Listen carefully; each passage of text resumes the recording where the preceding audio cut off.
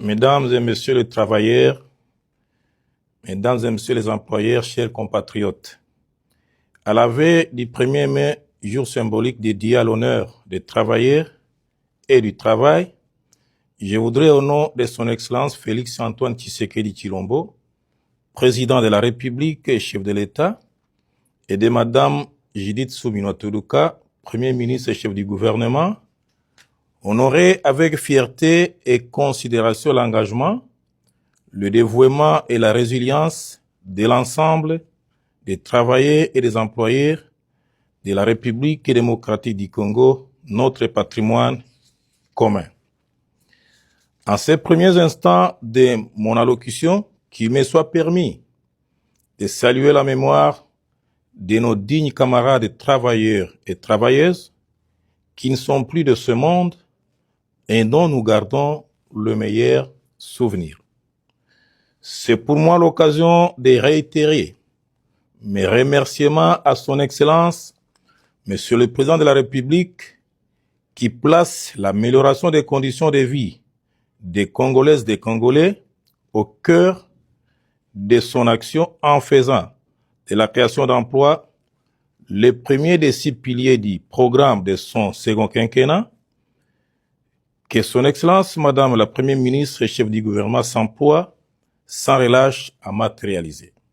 Chers compatriotes, la Journée internationale du travail est un événement annuel qui offre l'opportunité de mettre en lumière les enjeux liés aux conditions de travail,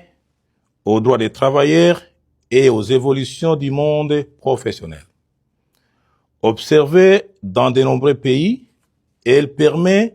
de sensibiliser les citoyens, les employeurs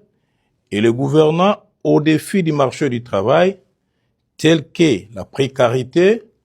le chômage,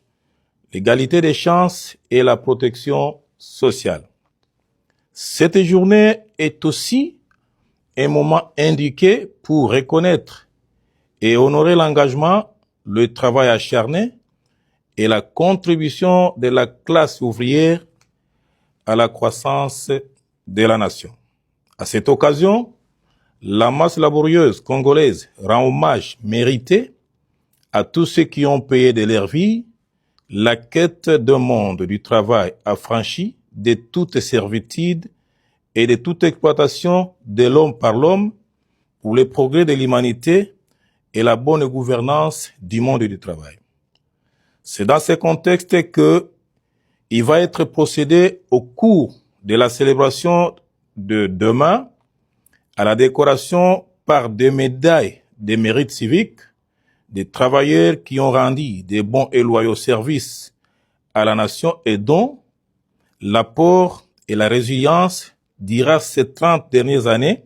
d'agression ont contribué significativement au rayonnement de notre pays, une première expérience que nous comptons perpétuer.